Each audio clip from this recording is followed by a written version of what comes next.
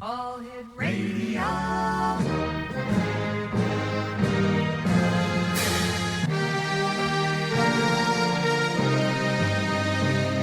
Welcome to the X Zone, a place where fact is fiction and fiction is reality. Now, here's your host, Rob McConnell.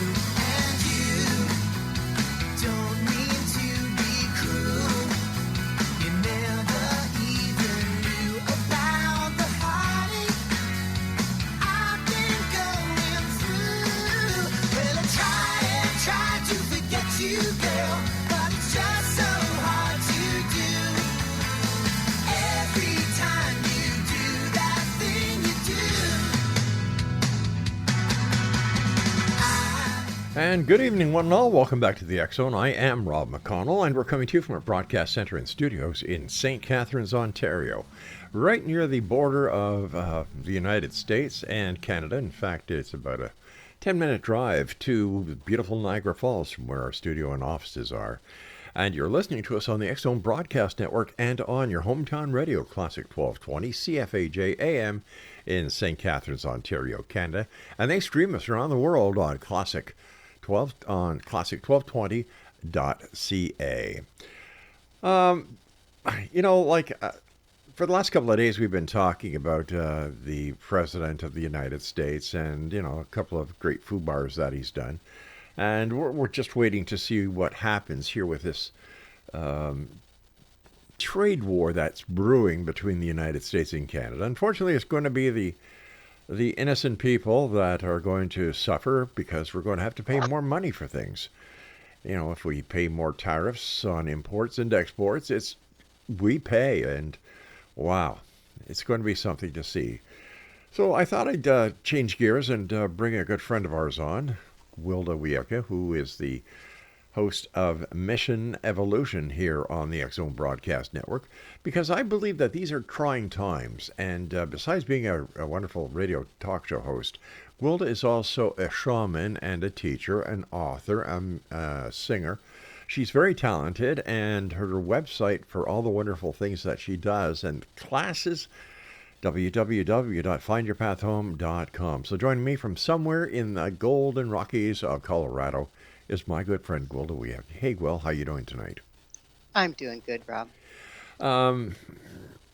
These are trying times, Gwilda. You've talked to many guests on your show, and you've always tried to bring some sense and, some learning to the listeners, how they can, I don't know if prepare themselves is the right word, but you certainly can learn a lot listening to your show, and I know that you give online classes.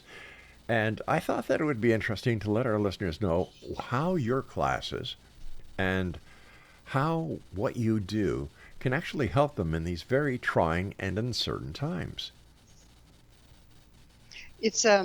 It is trying and uncertain times, unprecedented when you look at all the not weather changes that we're having, right? Mm-hmm. There's no global warming or anything.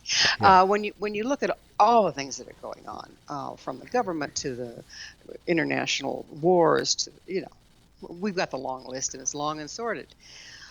But how we respond in times like these, some people buckle, some people, buckle down and make a difference. And if we want to be one of the ones that make a difference, we have to really be introspective and go into ourselves to find where we are not well prepared to handle what's coming up, to make a difference in the world in a good way, to survive it even in a coherent way. And there's an ancient form that has been used during times of transition, because when things aren't so volatile, we can predict pretty much what's going to happen from one day to the next, but we're kind of in uncharted territory. And in ages past, in uncharted territory, people always turn to their shaman, because the shaman had their fingers on the pulse of what was going on with the earth and the stars, and could give a better idea of where the safe passage was than just guessing based on what's gone on before. So that's what I really feel, that it needs to be brought out, dusted off, and presented to people of today to give them tools to work with what we're dealing with.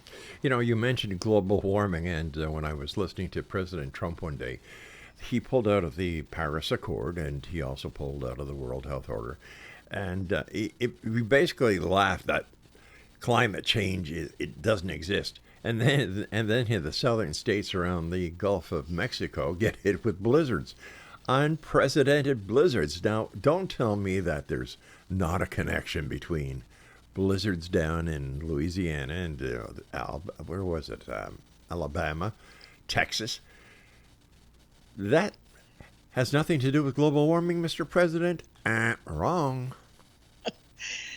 Yeah, it's, we can go into denial if you like, but we're still going to be in Yeah. the forest fires. We're still going to be in the hurricanes. We're still going to be in the blizzards. And every place that has been safe, that we've made, put our homes, Mhm. is no longer safe. There's, everything is getting shaken up, and the weather's changing. Actually, the electromagnetic pole of the Earth has changed drastically. So everything is in flux, and where we find safe passage is it's the big question, isn't it? Tell me, have you noticed any changes in weather patterns in the Rockies where you are? Well, yes and no. I mean, we've always, particularly where I live, I'm Hmm. up at 7,000 feet, and I'm in the San Luis Cristo range off grid. And the weather here is always volatile because you're sitting around. I've got more 14,000 footers around me than any place else on the planet. And that generates its own kind of little weather pattern. But even within that, we've had more snow and deep, deep, deep freeze cold, or droughts. People's wells are going dry, things that haven't been happening to this extreme. And these things do happen up here, Hmm. but not as often and as many as we've been seeing lately. Have you noticed any changes in the patterns that the wildlife have been taking over the last years? Oh my goodness, yes. Now I sit here, like I said, I'm off Hmm. grid. I'm in the middle of 48 acres, and I have it a sanctuary. I won't let hunters come on. And so I see wild turkey, I see cougar, I see bobcat, I see deer, Hmm. elk, fox, coyote, um, and then all sorts of birds, ravens, et cetera, et cetera. And the birds, particularly, because I pay close attention to them, the ones are here that have never been here before, and the ones that are usually here aren't. The hummingbirds have been doing really weird things, coming late, leaving early. And when they do that, you better look out. It's gonna be one heck of a winter, and so far it's been that. But everything is changing, and then the deer are coming in closer and stealing my bird seed because the feed is not as accessible to them, or there's Hmm. habitat encroachment, or who knows. But the one thing I've really noticed is my bird feeders were starting to be emptied like crazy 3 days ago, and then we had this deep freeze, but there was no signs of it. Well, the weather predicted it, but there was no outward signs of it. But boy, those birds knew, and the coyotes knew, and the fox knew, and they all came in and munched down as much as they could because they on some level knew the cold was coming. And so I've seen so much disturbance in the wildlife, it makes me wonder what's coming next. As a shaman, which you are, you've practiced many years. How can you best relate what's going on to people who take your courses? um, I put it in a framework. Well, the people that take my courses gain skills to get some of those answers themselves. Hmm. And that's probably the most important thing I can do is to teach them how to do a journey work and to get answers to the questions that they have. They can't get the answers anywhere else, like where's the weather going to be, where's a safe place for me to live, that sort of Hmm. thing. But within that, these things happen in cycles, Rob. If you go back to biblical times, there was all sorts of upheavals they called the plagues. There's Yes. all sorts. Hmm. It happens. It's cyclic. Well, we're in the middle of one of the cycles, but in the meantime, we've posted up where we have a beautiful view of the ocean, or et cetera, et cetera. We aren't mobile anymore like the natives were. And so we can't just pick up and move when we get an inkling that something might be coming. We go into denial, we batten down, we stay there, and suddenly we have to be rescued from our homes because it's flooded out, So the times they've been predicted by all sorts of different indigenous peoples. So it's not a surprise if you've been following that, if you follow that at all. However, what is a surprise is the fact that people are not responding well, and they're not supporting each other, and they are in denial about what we're doing to the planet. And it's not going to get anything but worse if we don't buckle down and figure something out. The indigenous people, or I should say the first Americans, have they been able to detect what's going on, and how can they help us to better understand what to do to prevent this from happening or how can we work our best to solve these issues? I really believe that they've held to some beautiful traditions, one of which is shamanism, that can, take a pulse on the earth and see what's going to be happening next and move and shift accordingly. But one of the most beautiful things that they continue to bring is living in cooperation with instead of opposition to the planet and the stars. And if we are able to do, now these cyclic things, they happen. They do. This isn't all just global warming. There's cycles going on as well. But within that, if you're living in harmony with the planet lets you know when something's going to happen and where to be. If you're living in harmony with the planet, you're not going to be hurting her any more than you would hurt your mother. And they have held those ways, and most of us have not. Is it too late? Well, it's too late to go back to the indigenous ways because there's way too many of us. Right. But it's not too late to learn some reverence, some respect, and to quit being so greedy and live within our means and live within the earth's means. And do your courses cover all these points? They do. But like I said, the most important thing they give is the ability for a person to find their own answers to these very questions. Because the answer isn't the same for me as it would be for you. Okay. Right. What I can do to make a difference is, well, maybe we have quite a bit in common because we broadcast. But I'm here in the Rocky Mountains and you're there in Canada, and what we need to do to hold center for the people around us, one might be different from the other. And if you take these courses and learn these skills, you can find those answers in any given moment where you need to be and what you need to be doing.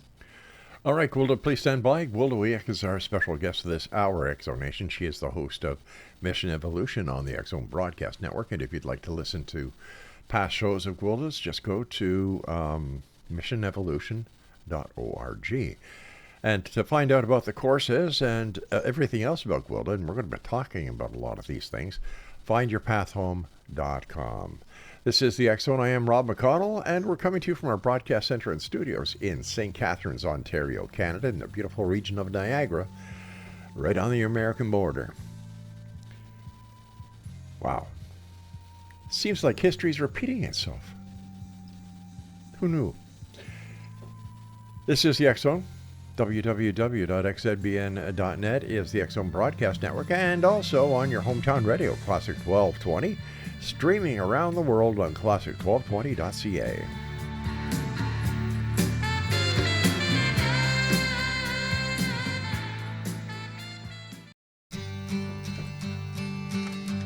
Come gather round, people, wherever you roam, and admit that the waters around you have grown, and accept it that soon you'll be drenched to the bone.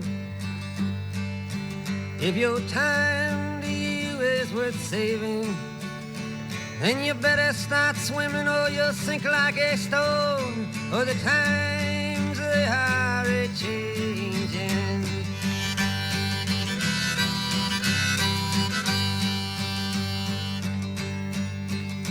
Some writers and critics who prophesize with your pen, and keep your eyes wide, the the chance won't come again, and don't speak too soon. And welcome back to the X Zone. That's Bob Dylan singing "The Times Are A-Changing," and it seems like he was a prophet and he didn't know it, because the times truly are changing. I actually believe that the times started to change during the 60s. The 60s was a revolutionary time. That you had the hippies, you had the what were they called? The people that hung around the airports.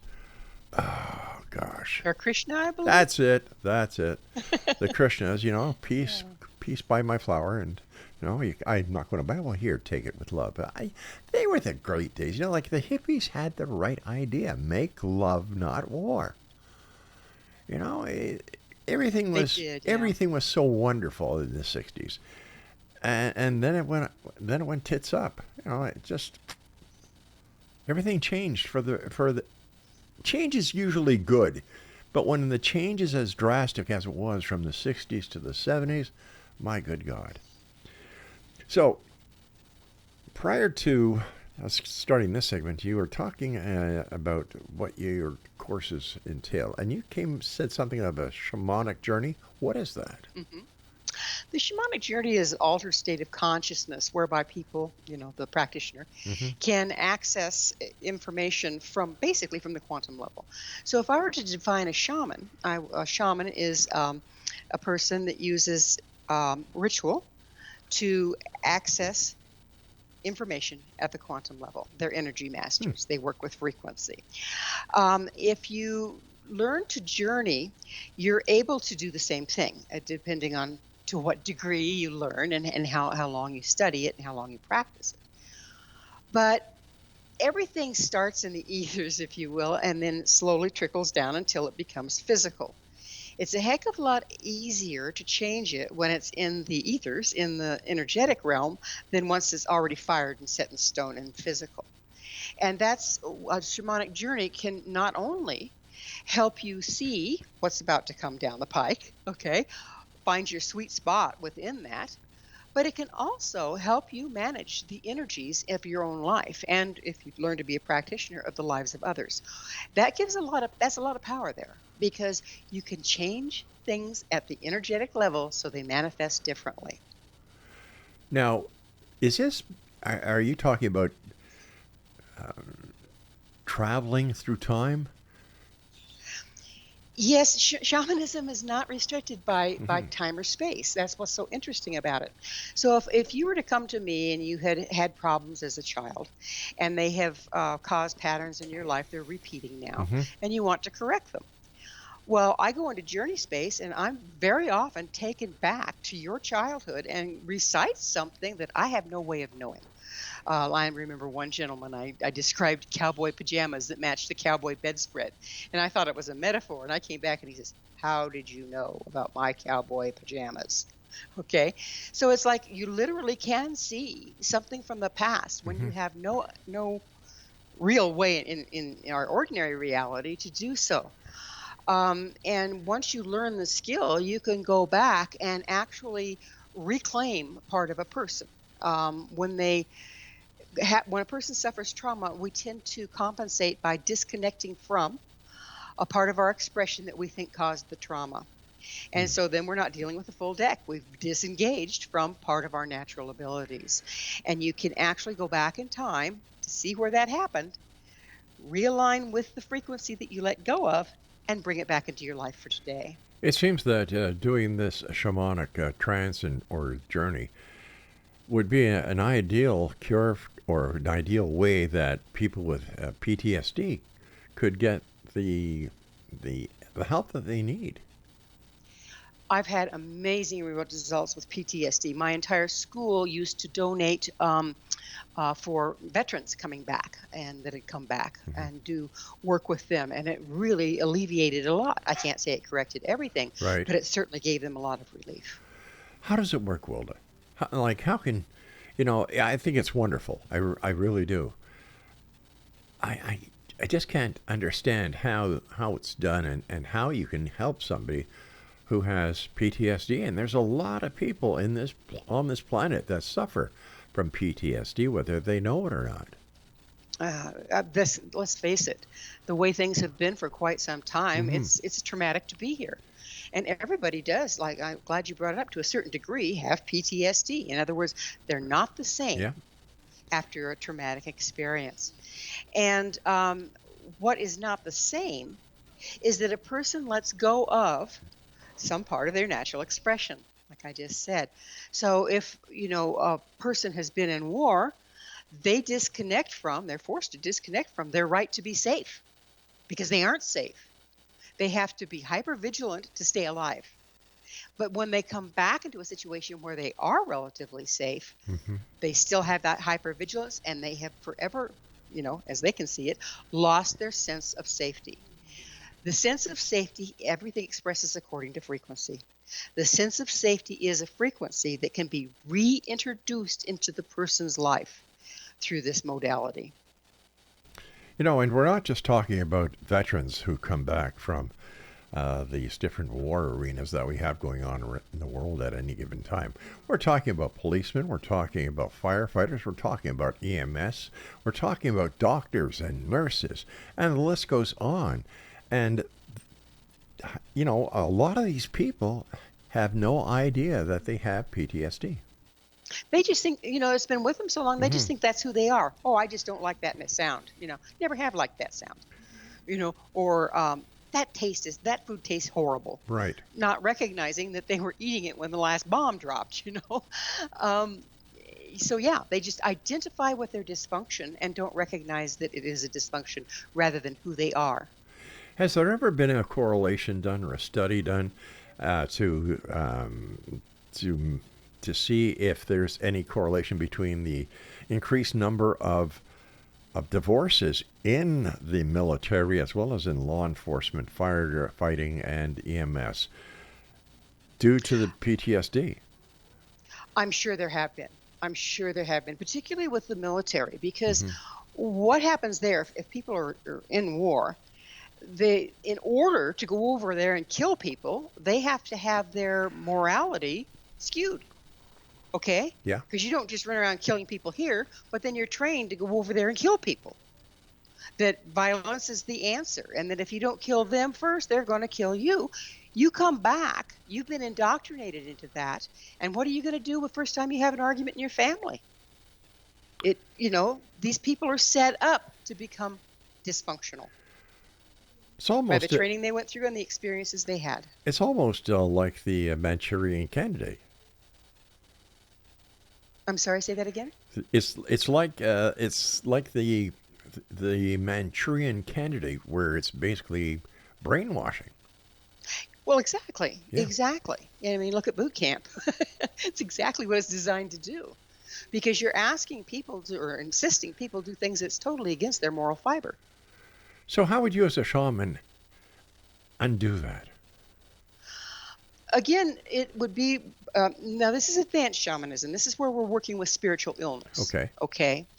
It's not what you're going to learn in a journey class. But, I teach advanced shamanism and make practitioners out of people too. So, but as a shamanic practitioner, it would take a series of work, because fragmentation creates fragmentation creates fragmentation. Hmm. So they go over and they're in a war-torn situation, and they aren't safe. So then they lose their right to safety. In other words, the energy or the frequency that sets a person up to be safe is gone from their field. And therefore, they're more vulnerable to not being safe. Same thing happens if the person has a car accident. Up until the time they have this really nasty car accident, they feel like that happens to other people, but not to them. Right. But then they're in a nasty car accident, and we treat the bruises and concussions and set the bones and, heal the head injuries or whatever else, but we don't deal with the spiritual aspect of it. And it's amazing how many people have been years and never had an accident, and then have 3 or 4 in a row right after they had one. And it's because they lost their bubble. They lost their energetic bubble that repels the things that are harmful and draws in the things that they need. So now they've got a polarity reversal in their field that's drawing in the accident and repelling the safety. That's pretty much the function, what you see going on when you have what we call the spiritual illness of soul loss. You don't lose your soul, but you're losing part of your frequency. Your energetic field or your toroidal field that surrounds you is torqued, and it doesn't function well. And then you and your other shamans who have the advanced knowledge go in and help. Exactly. What we do is we go in and we find out where and what they disconnected from, align with that frequency ourselves, bring it back for them to resonate with. Look at it this way, Rob. It's like a piano keyboard. Okay. The guy's playing a sonata on it, Yep. but then a couple keys break. But he's got to practice for this show he's going to do. So he keeps practicing without those keys. Okay, he just skips over those keys. Well, he's not playing the full sonata because he can't. But you have a piano tuner or repair technician come in, fix a piano. Because he's practiced it so much without those keys, he's not going to play those keys even though they work, unless he takes the time to say to himself, okay, those keys work now.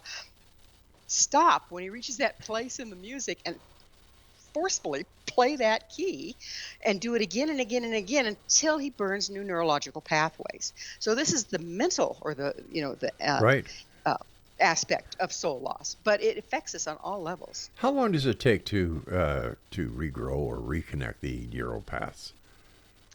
It really depends on the person. If a person is extremely damaged, has had a lot of soul loss, a lot of trauma, it takes longer because they're not dealing with a full deck.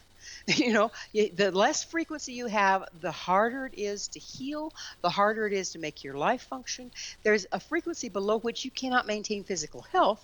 There's a frequency below which you cannot live. So I really believe that trauma and unresolved things like this make us age much faster and make us heal much slower. That makes sense. It makes perfect sense. Gwilda, stand by. You and I have to take a commercial break. And X Zone Nation, this is the X Zone. I'm Rob McConnell. You're listening to us on the X Zone Broadcast Network, www.xzbn.net, and on your hometown radio, Classic 1220, CFAJ AM, in St. Catharines, Ontario, Canada. So if you're driving around Niagara and you just have tuned in to us, welcome. This is Classic 1220, and they stream us around the world on classic1220.ca. Gwilda and I will be back on the other side of this break, so whatever you do, don't go away. Come gather round, people, wherever you roam, and admit that the waters around you have grown, and accept it that soon you'll be drenched to the bone. If your time to you is worth saving, then you better start swimming or you'll sink like a stone, or the times they are a-changing.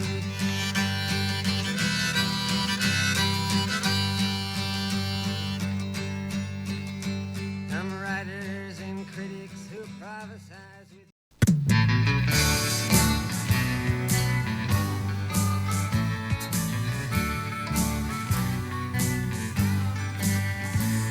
Earth changes. You're cracking me up. I'm starting to hear about all sorts of weird stuff. It's the bombs, it's the comets, it's the dark days upon us. So say the folks who all quote Nostradamus. Earth changes. Oh, prophets of doom. It sounds like disaster is your favorite tune. If it makes you feel better, get it out of your system and tell us about the next big cataclysm. Hey, the poles they will shift and volcanoes will bellow. LA's gonna disappear, New York turn to jello. There'll be tidal waves, earthquakes, fissures and crises. The earth's gonna be screaming, you can all kiss my axis goodbye. Earth changes. If it's like they said, then there's no use hiding out under your bed. But don't get depressed and run up to the bottle. The earth's trying to tell us it's time to remodel. Earth changes.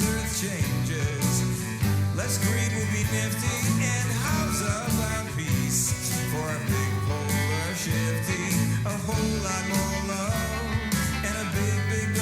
patience, coming alive to the joys of creation. Earth changes, and so can we, for all of the changes are in you and me. With so much sweet love, is it really surprising? A new earth is dawning upon the horizon. Earth changes, earth changes, earth changes, earth changes. Welcome back, everyone. That's Michael Horn singing Earth Changes, and a lot of sense in that song. This is the X-Zone. I'm Rob McConnell. Welcome back, everyone. And you're listening to us on the X-Zone Broadcast Network, and of course on your hometown radio, Classic 1220s, and that's classic1220.ca, streaming around the world. Gwilda Wiyaka is our special guest of this hour. We're talking about shamanism, talking about frequencies, we're talking about journeys, we're talking about how this shamanism can not only help individuals, but I understand it can also help society. Gwilda, welcome back. Thank you, Rob. It's nice to be with you. So how can shamanism help society and not just the individual? Well, a lot of the indigenous people, and my Lakota teacher told me this as well, that they believe that if a person was ill or imbalanced, the whole tribe was ill. Okay? Mm-hmm. And so when we're looking out at what's going on in the world today with the school shootings and, all sorts of things that are just twisted, okay, it's a sign that the entire society is ill. And if a person is trained in the shamanic way, we can do various things, one of which is Celtic in nature. It's called the Battle of the Evil Fomorians. The Fomorians were mythological giants that caused illness and sickness in the Celtic tradition. But what the metaphor is these unprocessed energies that are now raising havoc in our life because they're out of place. Mm-hmm. So to basically say, we get an idea, okay, and we say, let's build that, let's do that. And the minute we do that, we're starting to build a matrix for it in the quantum level, okay? That's where our attention goes. That's where we start building something. But then we decide, no, that really doesn't deserve our zeal. Let's do this. Well, that matrix is still partly formed in the quantum level, and that energy is tied up. Now we've redirected our energy to somewhere else. As that continues, we end up having less and less and less energy to create with, and there's more and more and more unfinished projects out there running amok, and it starts to create imbalance and illness in the entire society. And if you look at our American way, if you will, and this the Canadian way as well, is we're always looking for the next best, latest, greatest. Yeah. And we keep setting our sights on something different, something bigger, something better, and leaving behind all these half-finished dreams. And basically, we aren't honoring the expansion and contraction that everything in life works with. There's a time to build. There's a time to tear down. We don't honor the tear down. We just leave it running amok. And this happens within individuals, and it also happens within our entire culture. There are rituals, ancient rituals, and fairly new ones, whereby the shamanic practitioners actually get in a group and journey and go in the journey to dismantle and free up the energies that have been bound up in these matrices that are no longer being used, so that they can be then taken up and used to create something else. And we tend to do that in the fall. That's a really good time to do it, because that's the time when you harvest and compost what no longer works, and then it goes under the ground for winter. Then comes spring, you've got all this new stuff to plant, grow. Yeah, so we work with the seasons when we do that. But that's one example. Our entire society is sick because we have disregarded the tear down and dismantle and build cycle. And that's what we're seeing is going on with our part of the earth changes, is that we have expanded ourselves and we've raped the earth in so doing to the point that there's not much energy to work with anymore to create something new. We need to dismantle the old and start with something fresh. You know, during the campaign for president, President Trump was talking about drill, baby, drill. And isn't this just sucking the life force out of the earth? Yes, it is. Talk about insult and defiling the groundwater. And we can go on and on and on and on and on. But that very attitude is the attitude of take, build, and never compost, never take it apart, never start again. And we've run that horse as far as we can run it. So how do we change things? How do we turn them around? It seems like we've been going against what Mother Nature wants us to do. You know, we're going against the seasons instead of going with the seasons. I'd have to say it's one of our largest problems is we're working against the way life works. And we know who's going to eventually win in that little equation because we're not as big as it is. But there's two things going on here. One is what we've done and are doing to the earth. But the other is we are in a cycle, which is a galactic cycle. It's much larger than the monthly or yearly or cycles. This is a galactic cycle, a long cycle, and the Mayan calendar actually charts it better than anything else. But we're into a time now where the sun is moving into a place where it's more highly charged, which is building higher frequency on its leading heliosphere, speeding it into the sun. Sun feeds it into interplanetary space. The planets get it, and everything is heating up. Everything is moving faster. If you think about an airplane, when they had the original bi-wings with everything hanging out and the wires and the rivets, well, that was fine for crop dusting. But then when they tried to break the sound barrier, they were rattling the thing apart by putting a bigger engine on it. That's what we're doing right now. We're literally rattling apart because we are not streamlined enough for the frequency at hand. We're carrying too many old wounds, damages, patterns, like we talked about in the earlier segments. Right. So that's a huge part of what's going on is people are just we are not functioning well anymore because the times they are changing, the frequency's changing, but we have not. So there's two things going on there. One, what we're doing to the earth, and two, what the cycles are doing to us. So how do we know which frequency we should work with? And how do we know which are the frequencies that we need to repair? You've got a drum stick. Everything looks like a drum. But to me, the way to do that is through trance work. Meditation can help. I personally teach journey work, which is journey trance work, but I know that a lot of people that work with meditation, they get the same results. If we can use those tools and our intention to find, we can ask that question and get an answer to it. And it's going to be a little different for each person, because if you have PTSD and you're dysfunctioning and you're not working really well, you've got several keys broken on the keyboard, if you will. Yeah. You cannot rally as fast as you need to with the increased frequency that's going on now. So the answer is to heal that. Okay. If you have eaten junk food most of your life, your body's toxic, your brain isn't working well, same thing. If you haven't processed your emotions, there's going to be pressure brought to bear there. Same thing. So basically, it really needs to start within. We need to heal personally, physically, mentally, emotionally, and spiritually in order to be streamlined enough to function at the higher frequency. Once we can do that as individuals, we can do it in mass. Because this, like that song you played, it is changing. This is the time the old ways are going. They have to dissolve because the frequency doesn't support it anymore. But we need to dissolve the parts of us and clear the parts of us that are of the old so that we can be available for the new.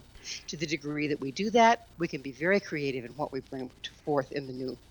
But here we are in the year 2025, and everything is very fast. Everything is data-driven. Everything is driven by money. Everything is driven by the political arenas and who's going to be top dog in the dogfight, so to speak. Is there time enough to make these changes?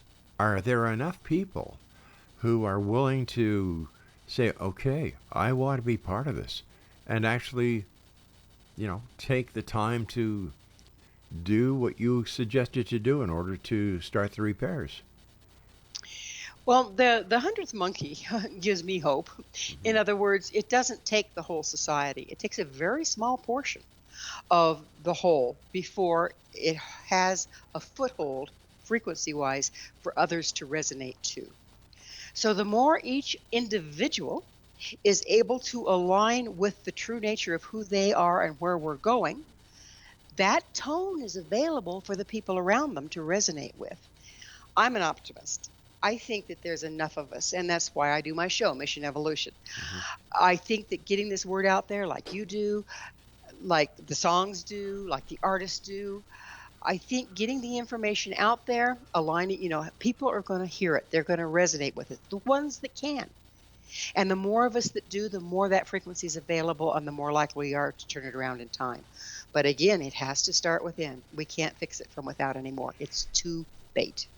Gwilda, stand by. You and I have to take our final break for this hour. And X Zone Nation, if you'd like to find out more information about Gwilda and the courses she offers, www.findyourpathhome.com. That's findyourpathhome.com. And you can listen to Gwilda's show, Mission Evolution, on the X Zone Broadcast Network, either on her website of missionevolution.org or by going to the X Zone Broadcast Network website.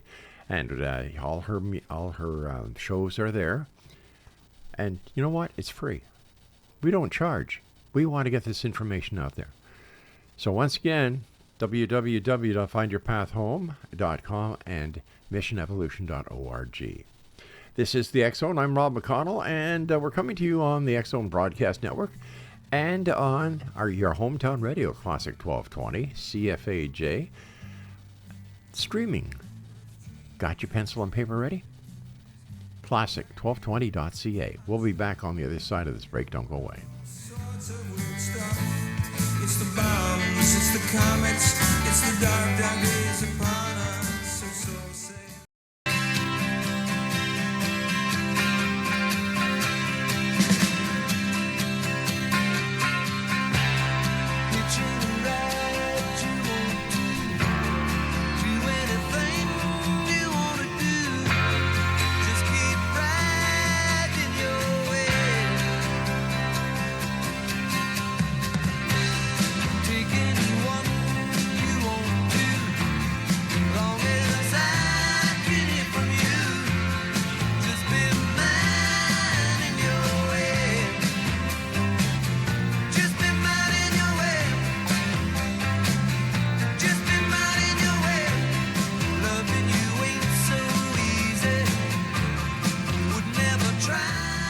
And welcome back. That's Michel Pagliaro, a Montreal boy, and the name of the song is Loving You Ain't Easy. So there we are. We've done our CanCon for my good friend Peter Bordley, who is the general manager of Classic 1220 CFAJ. So Peter, to you, my friend. My guest this hour is Gwilda Wiyaka. Her websites are www.findyourpathhome.com and missionevolution.org. Gwilda, something that we don't talk about a lot is the work you do helping people cross over at the time where they're leaving this reality and going to the next, wherever that is. How do you do that, and how did you get involved in doing that? Well, it is actually a shamanic skill. In the Lakota tradition, a pipe carrier is responsible for helping the dead to cross. And the shaman, of course, depending on which tribe you're with and which things they use. But in the course of my training with my original teachers, I was taught how to do psychopomp work. And psychopomp work is helping the dead to cross, whether they're already dead and have been dead for a while and haven't made it across, or they're in the process of dying. Now, when somebody's in the process of dying, they'll oftentimes have a death doula there. And the death doula is not the same as a psychopomp. A psychopomp helps after the soul has left the body. The death doula helps get to that point. In other words, supports the family and the dying person up through the last breath. But in our day and age, like, again, because frequency can be so compromised, when we get ready to re-enter spirit, we have to regain all those frequencies that we've shattered off from throughout our lifetime. There's lots of different names for it. The Buddhists call it the bardo. The Catholics call it purgatory. Mm-hmm. But it's basically a process that the dying people go through that can be really off-putting and terrifying, and it actually results in a lot of people just not doing it and staying here. Because what happens is you re-enter.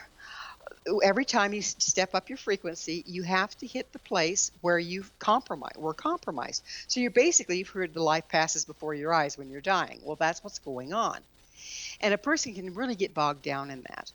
And so as a psychopump, I literally, in spirit, I go into a trance state. I meet the person in spirit, and I help walk them through that to the gate. At the gate, they always have ancestors waiting, and as soon as that engages, they're gone. They give me a wave, and they're out of here. But that process from leaving the body to getting to the frequency whereby they can cross over to the other side, it can be very challenging for particularly ones that have been extremely damaged. How long does that take? How long do you stay in trance? It differs from individual to individual. Mm-hmm. At one point I was in trance for 5 hours. Wow. It was a very, very tough case, but usually, I can do it 30 minutes. And I can also open the gate, as you call it. In other words, get that prepared for people. Even if I don't know when exactly they're going to leave their body, they're in the dying process.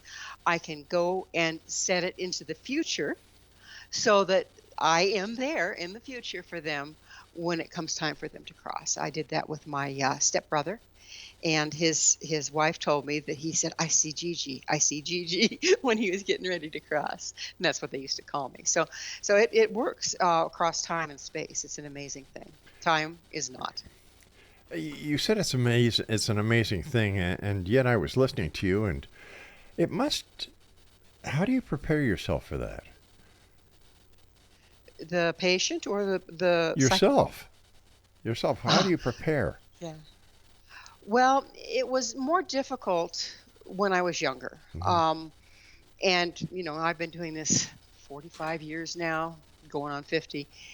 And it got easier, and I think it gets easier as I get closer to the gate. I'm really kind of walking in both worlds all the time at this point anyway, because of the work I do. I'm always journeying for other people, right, and helping people to cross. But in the beginning, it was really hard to set my fears and my heart aside to help somebody else make that transition. And I really had to go do various rituals. One of them is called soul hiding, whereby you set aside all the parts of you that will not serve or be served by being in any situation. I used to have to do that every time that I would do a cycle pump for somebody. Now it's like, it's not hard for me at this point. No, it's not difficult, but it was. Are you finding that doulas and cyclopumps are more popular these days? And if so, to what do you attribute that? I do. I'm called on more and more and more to cycle pump and to help with a doula. And I think it's because people are starting to become, and I think that this is because of the rise in frequency and the rise of awareness and consciousness, they're starting to realize there is something after. How do we get there in a good way? How do we find it? How do we go? Or there's a lot of people, they'll have a haunting. And they realize this isn't an enemy. It's just a disembodied person that's misguided, and let's get some help for them. So I do that kind of cycle pump work as well, is to help somebody that's really kind of been stuck here for however long because they're afraid to go through that process or don't know to go through the process. What was it like the very first time that you walked someone across? It was a Vietnam vet, believe it or not, and it was very painful because I had cousins that were Vietnam vets as well, so I was pretty close to the issue. And his wife was there and she was crying, and he was trying to stay for her, and it was a real complicated issue. And I was in my 20s, so I didn't have the substance, if you will, of living to prepare me for that level of complexity. But I turned it over to Spirit, and I just said, show me what to do next, show me what to do next, show me what to do next. And that trust has walked me through just about anything I have to do in life, but I have to remember to turn it over. The spirit that you talk about is who or what? Some people call it God. Some people call it the Great Spirit. I think of it as unity of life itself. I mean, everything. The animals have spirit. The trees have spirit. There's a place where all spirit comes together. And if I'm asking for help, it might present itself. It might look like Archangel Michael, or it might look like a wolf. That's just a metaphor for the frequency that's there to help me. And the frequency that's there to help me is a divination of the whole. That's what's required for the situation at hand. Truly fascinating work. Truly fascinating. And you must find it very fulfilling at the end. I really do. I had a lady that had been my student call me. They'd been trying to see her father-in-law cross for like 5 days, and he was hanging on and hanging on and hanging on. And she finally, in desperation, called me. She said, I've been doing everything you taught me. I've been doing everything I know. Would you please come in? So I did it long distance because they were in Texas and I'm up here in Colorado, and it was needed to happen right now. And what I found was he had done some things in his life that he wasn't proud of, that he was afraid that was going to have him going, because he was Christian, afraid it was going to have him going to hell. And so he's going to stay right here. Thank you very much. Okay. And when I went to him in spirit, I was able to say, no. We just need to walk through these things that you've done so that you can recollect yourself from them, say I'm sorry, and we'll move on. And within 15 minutes after I was done with that, I got the phone call. He's crossed. Thank you. Do you find that many times that those who should pass stick around stick around for their family? Yes, I've seen people suffer horribly a long time because they're trying to stay there for their family. And it's up to each individual. I can't say that's right or that it's wrong, and sometimes maybe somebody isn't ready to let go until it becomes so extreme. I mean, the family member isn't ready to let go of the dying person until it's so extreme. They go, I just can't watch you suffer anymore. Yeah. It's okay, go. But it is. I've had that happen with animals. I just said, honey, I know you got to go. But you know what? Okay. It is hard to say goodbye. It truly is. It is. Unless you believe in your heart that one day you will meet once again. And in my work, I don't have to wait, because I can cross that bridge and talk to anybody that's crossed that I miss at any time, and that is such a comfort to me. sounds like a blessing as well. It really is. We've got about 2 minutes left. We'll quickly tell us about your school and the courses that people can take online and at distance. Okay. Yes, I have some video classes. They're available at findyourpathhome.com. And there's teaches you how to journey, teaches you how to create sacred space, teaches you how to work with power animals and helping spirits. Well, if you're like the Celtic bent, it teaches you fairy folk and earth spirits. And basically it gives you the tools to work on yourself and work with yourself for personal growth and development.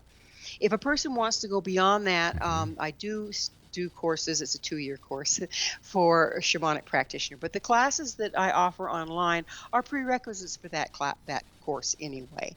And like I said, you can find them at findyourpathhome.com. And then the other resource I have, free resource, is a website called stairwaytoheavenmedia.com, and it's teachings about this very thing. So you can find those in their video classes there for free. All right. And quickly, can you tell us about any of the guests that you've caught coming on Mission Evolution? I can't even remember who I've got coming on next. But I had a guest that's just about to, the video is just about to go out there. She was remarkable. Her name was Jenny. She's an amazing lady, and she has combined Zen, Buddhism, with with science and leadership, and has some remarkable things to say. So that would be a really good one to catch, because it also has to do with this very sort of thing. And that's at www.missionevolution.org. Gwilda, it's been a pleasure talking to you, my friend. Take care of yourself. Be safe up there in the Rockies. And until we meet the next time, just keep on doing what you're doing. And I know that you help a lot of people. So thank you for helping them and being part of the X-Zone Broadcast Network. Thank you, Rob. It means the world to me. You take care of yourself, my good friend, and we'll speak to you shortly. X-Zone Nation, Gwilda Wiyaka has been our guest this hour. If you'd like to find out more about Gwilda, visit www.missionevolution.org, and then for her classes, www.findyourpathhome.com.